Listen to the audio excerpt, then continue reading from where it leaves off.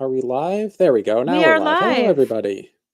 Hello, hello. Welcome Thursday, May 30th, Demystifying AI. Are you feeling ready to demystify, Jason? I am. Yes, I am ready. I'm always ready to demystify AI. Okay, I am ready to be demystified. But I'm ready to take an active role in the process. So what do you have on tap for us today? Well, I thought it would help. Last time for folks who tuned in last time, we were talking a little bit about the sort of the good and the bad of AI, and you shared a great article with me from a a newsletter called The Neuron, and why don't we start there? Uh, Sure. Yeah, I've been and enjoying reading this newsletter, The Neuron, with lots of uh, tips and updates. And I think there's even cat cartoons at the end that make it really worth your while. But yeah, Jason, you want to show that snippet?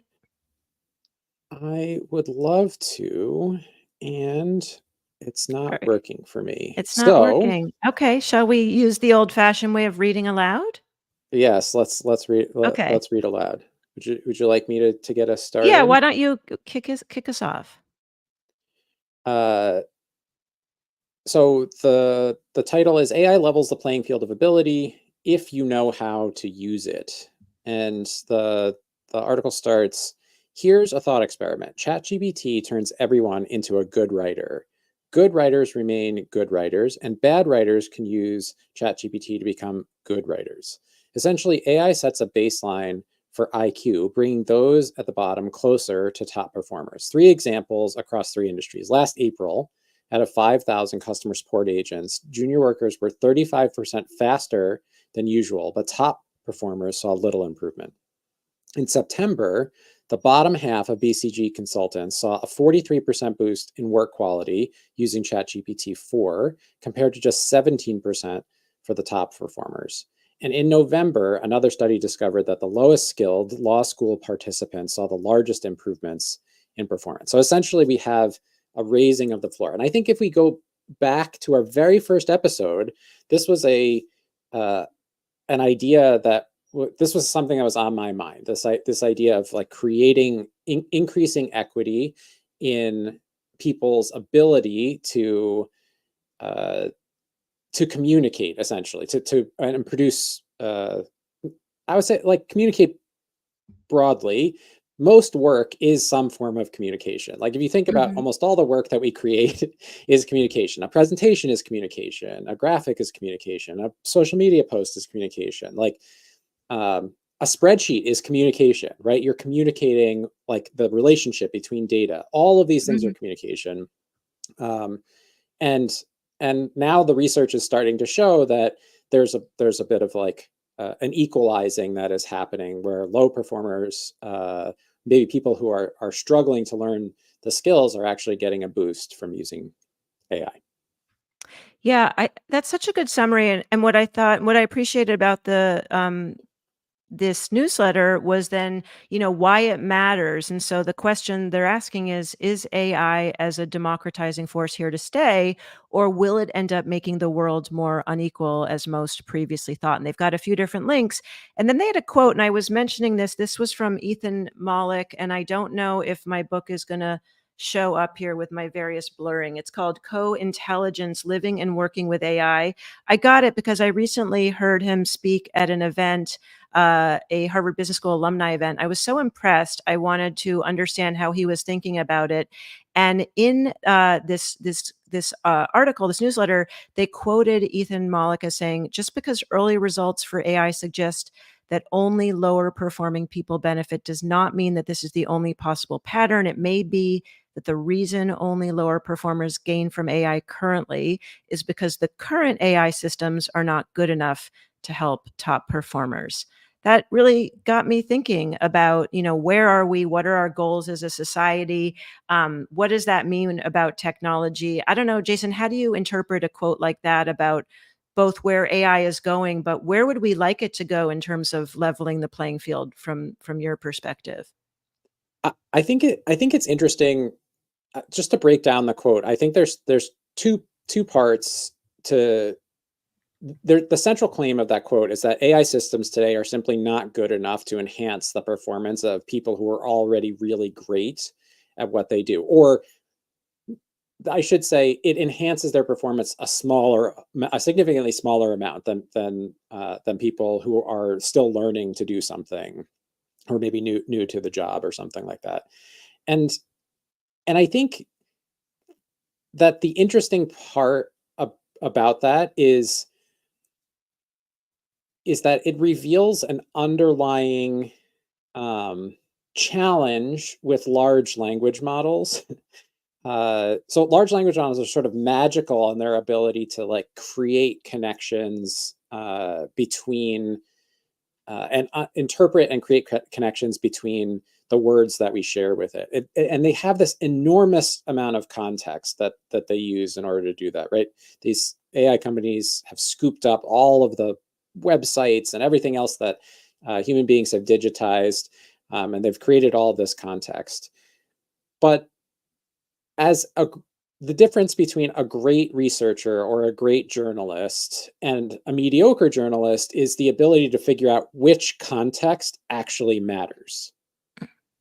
Like what context is actually the most important. And one of the challenges that AI today has is that it is, in some ways you can think of it as like it is averaging out. It's creating it's working off of an average understanding of what context matters, right? Because in a way to think about this is like a person who knows too much. Right? Like they might pick out context that is really important, or they might focus on an extraneous detail that really doesn't help you understand what is going on. And so the difference between, and so I think part of the claim that they're making, which I think is true for the time being, is that AI doesn't have enough direction about which context matters in order to help experts easily. But it has enough information because the novice has so little information and so little context. AI by default does better at picking out relevant details than that person would do on their own if they went searching for that information by themselves. So I think that's it. So one way to say it is like it's easy to perceive AI as an expert system because it's so good at retrieving information, but in fact it's sort of like a pretty good researcher, and not like an expert researcher in a particular area or topic. And to make it an expert, you actually have to provide it additional information or context. That's going to be the trick, is figuring out how to supply these large language models with additional context that they need in order to help these experts. I think that's the piece that's missing. And it turns out there are some technological challenges with doing that very, very well, that have started to come up. For example, Google's new AI model that released their Gemini 1.5 can take in a staggering 1 million tokens worth of context. So it has all this training data in the background. What And is a then token? yeah, a token is, you can think of it as a word.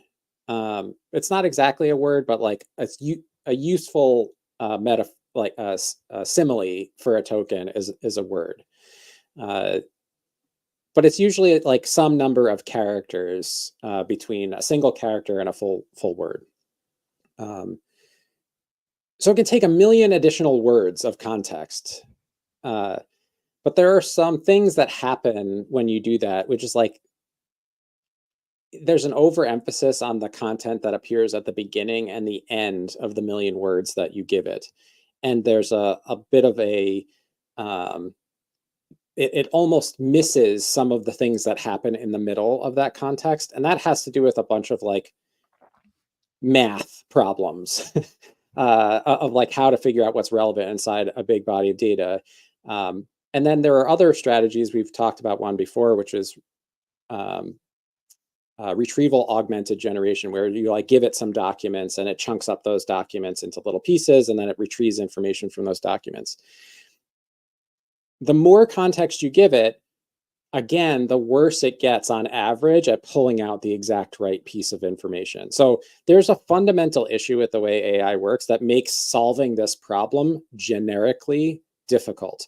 But for specific expert systems, you could solve it specifically. There's some strategies and things that you can do to tune it for very specific problems. So I tend to agree with Ethan that over time, we're going to see experts benefit more than they do today from AI. But I think the novices are also going to reap that benefit. The systems are going to get better for both the novice and the expert at the same time.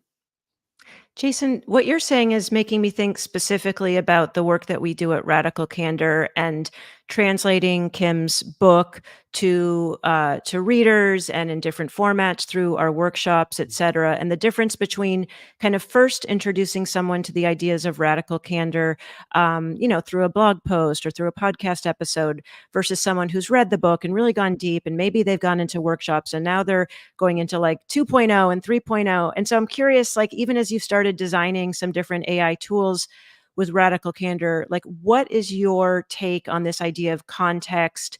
And for someone who's like a novice to radical candor versus someone who has really been practicing it and reading it, and like where we can help, and any lessons from that. I'm just curious to kind of apply it even to our own business, this idea of context sensitivity. Yeah, I think the in some ways what we need is we need AI to maintain a beginner's mind. Like that might actually be like the meaning. It doesn't mean ignore what you know, but it means like sometimes assumptions that what you know applies to this particular situation are bad. And when you make that bad assumption, you expertly act wrongly.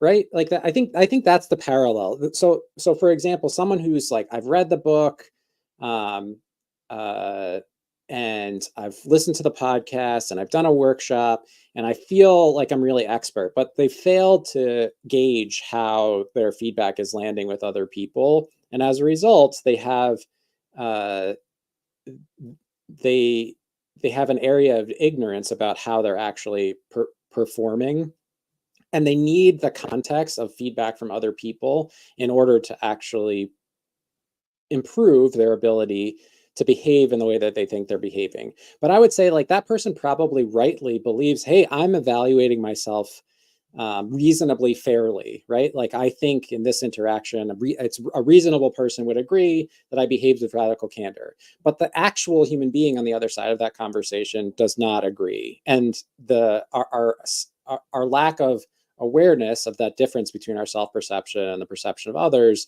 is that gap is like it is the place where context really matters. Like context sensitivity really matters because it can undermine your attempt to sort of grow a culture of radical candor.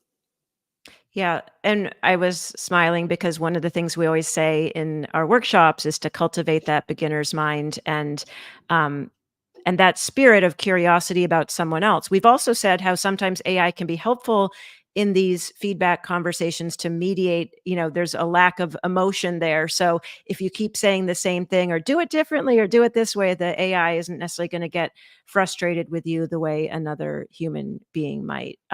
So really helpful. And I'm wondering, even when you think about the practice partner that you've developed and the amount of content that you had to provide it so that it could have enough like context. I don't know if I'm Yep. phrasing that correctly, but like how did you create this balancing of it needed to know enough to be able to give accurate responses? So I, I'd like um, I'd like to show an example of that. Let me see if I Great. can. Um, Let me see if this works. Tab.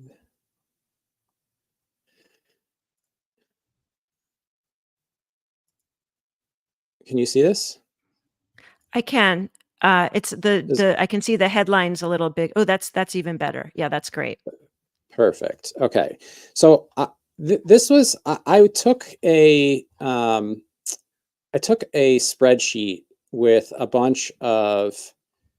uh, with a bunch of data essentially. I started here where I was having it generate some graphs and stuff for me. But in this conversation, I dumped the entire spreadsheet into the conversation. That's the first thing that I did. And um, And you're uh, in Chat GPT for is it yes, 4.0? Yeah, yeah. 4O as in the letter O for The letter Omni. O. So I took I dumped the whole thing in and I said, hey, can you summarize this for me? And it spit out this is what it did without a lot of context. It spit out a summary that is sort of like not very useful, right? So this is survey questions like, do you solicit feedback regularly? Do you offer praise and criticism? Those types of things. And it's like, uh, responses were mostly strongly agree and agree. And I was like, I think the problem here is like I've given it too much information and not enough context. So then I Gotcha. decided, like, what I'm going to do is I'm going to take a subset of questions, and I literally copied and pasted the data out of a spreadsheet.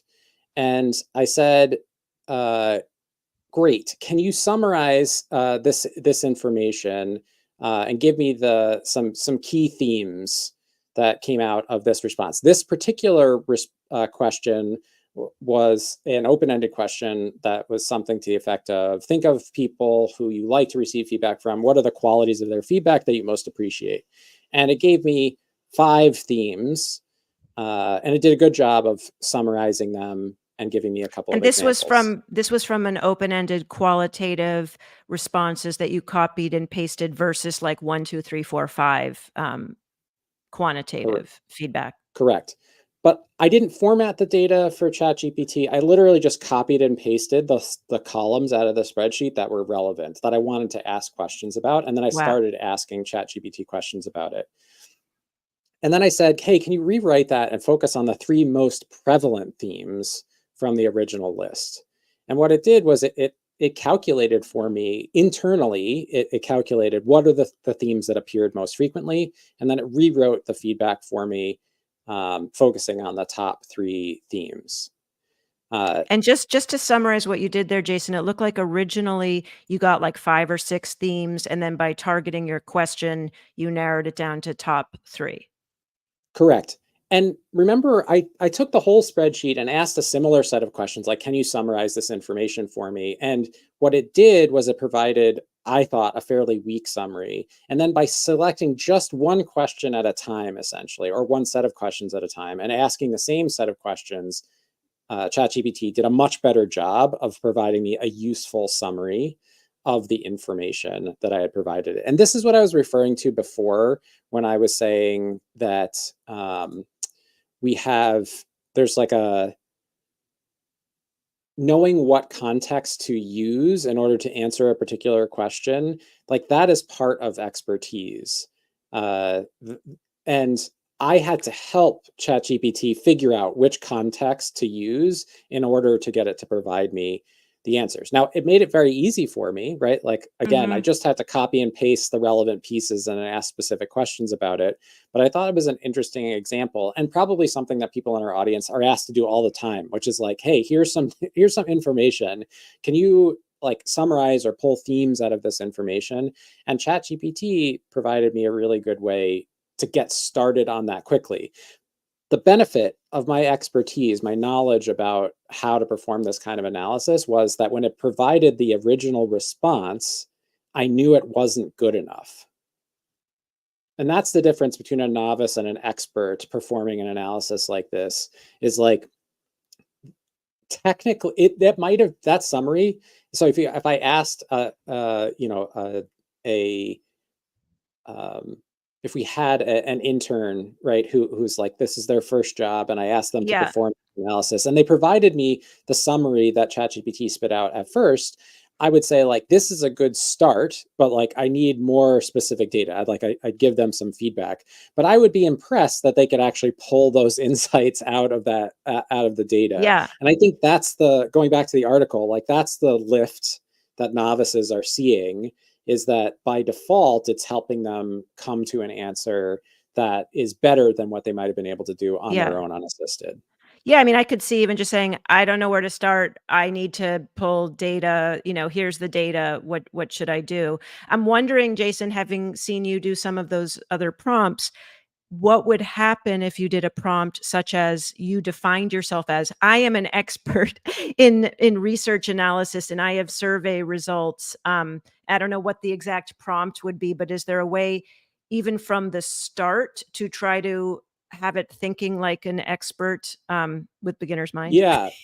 So I think the if I was one of the things that a novice could do to make to not only get work output from an AI, but also to get like coaching from an AI is to ins instead of starting by directly asking questions about the data, I could say, I have been asked by my boss to perform an analysis on the data in this spreadsheet, and I would give it the spreadsheet. Um, and then I would say, what are the kinds of analysis that you think what are the kinds of questions that you think it might be helpful for me to ask about the data in this spreadsheet? You could treat the AI like you could give the AI the instruction like, hey, you're an expert researcher and you're my mentor on this project where I have to perform this particular analysis. And I want you to not only perform the analysis, but explain the steps you took and the reasons why you chose to Mm, perform the analysis in that way. And AI will do that for you. It'll give you back not only the end result, but information about how it arrived at that end result and the logic it used in order to get there. And that I think is an incredible tool. I've used that when I'm asking AI to generate code for me to like solve a particular problem in code. I will often ask it, why did you choose that approach as opposed to another approach? Or what other approaches did you consider when creating that solution? So that I can learn a little bit about the trade offs that might be going on in the background that are invisible to me.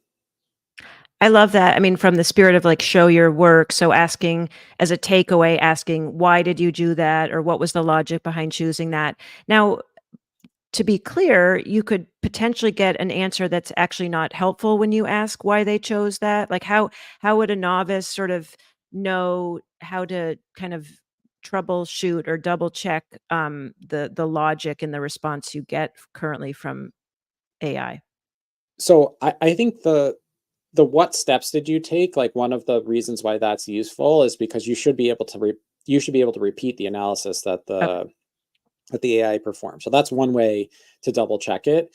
And you can even ask it very specifically. So like if you're giving it a spreadsheet, you can say in Excel, how would I perform that same analysis? And it's actually pretty good at providing Oh you wow. instructions for how to do that same thing in Excel. Or you could say in Google Sheets, how would I perform that analysis? Or how would I create that chart that you just generated for me?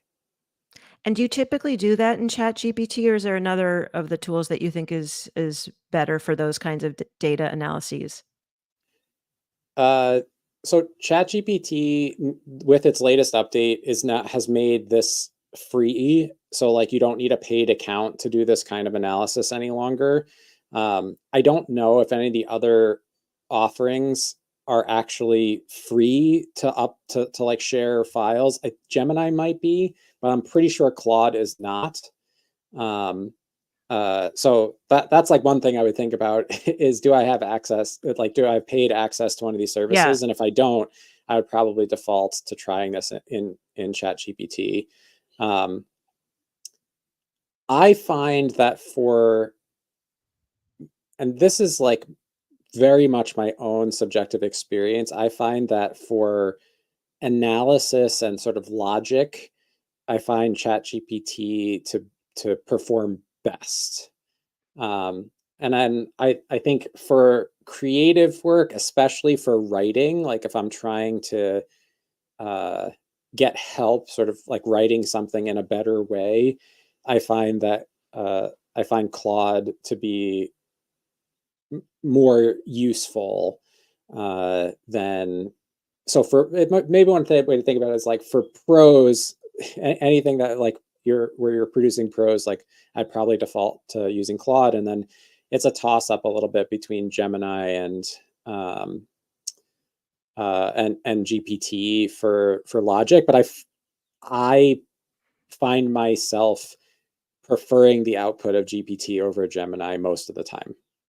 That's really helpful. And to get tactical on what you shared, did you say you actually put into GPT for that, an Excel I'll, spreadsheet or a Google sheet of like an yeah, actual was it an actual doc? Like I .xls originally or like yeah, originally that's what I did. But let me just show you a little like an and I just wanna example of. make sure if there's any, like, confidential information, I just wanna see what you're I wanna make Yeah, sure that whatever you're sharing is okay from your perspective. yeah, it should be okay. Okay. So let me see if it saved one of my examples. Um, I mean, here this is literally I just copied and paste this crazy thing. It is just me copying and I see. pasting. So it wasn't the Out. actual, like, file, you just went into that file, you literally copied from Excel or Google Sheets, and you Yeah, plopped it in there. exactly like that, and I was really impressed because I was like, "How will it know which Yeah, like, response it's goes with which column?" Like, I don't know what it's going to do, and it didn't save these images for some reason. But what it showed me after I pasted the data in was that it recreated the table. Um, wow. it created an image for itself of the table of data based on what I pasted in. Let me just paste this again and see if it'll produce it again. It should. Um,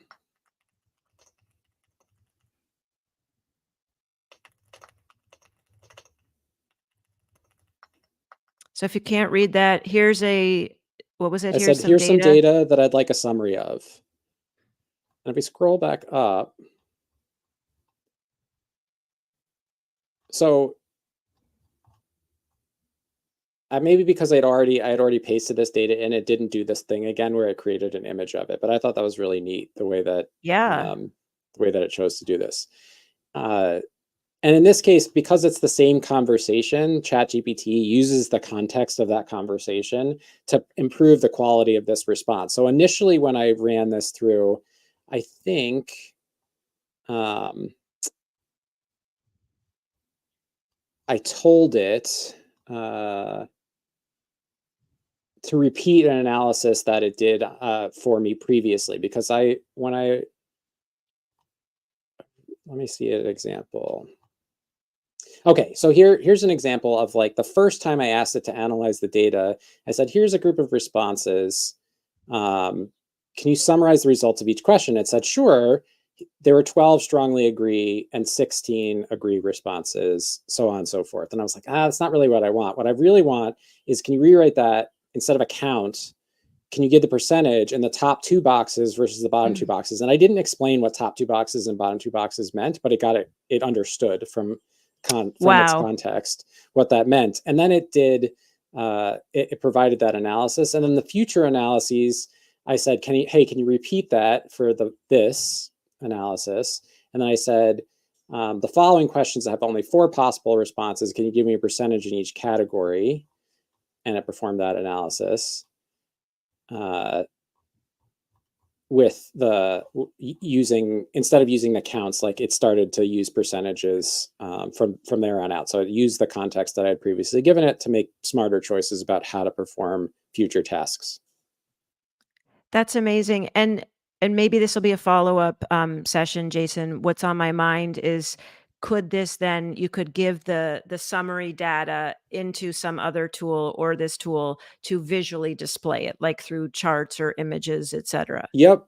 And I know we're right at time, but I'm going to use um, I'm going to ask it, can you give me a chart that shows the data? Um,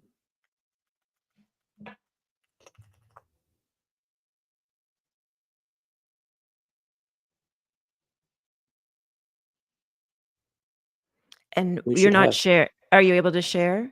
Oh yeah, yeah. Let me share my screen again. It's analyzing. Okay. Well, we're really on a cliffhanger for people who have to leave right at the half hour. Ooh, it's even got our colors apart from that red.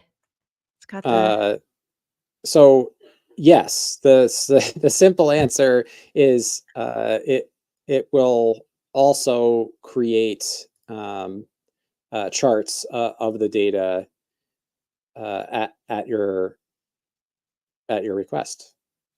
amazing. Is that new from this latest iteration of, the f It's 4, new um as a free offering. It did exist previously as a paid offering, but now this functionality is also free.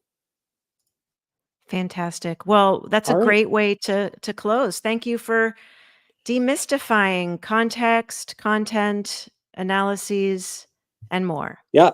And if so, I think my big thing is like, hey, if you have a question, someone sends you a spreadsheet, you're like, what is in this spreadsheet? My recommendation is copy and paste that bad boy into into Chat GPT and start asking it questions and see what it says. I'm guessing you'll learn some interesting stuff. Yeah, I'm gonna try it out. Thank you. Alrighty. All Thanks right, everybody. See you next time. take care.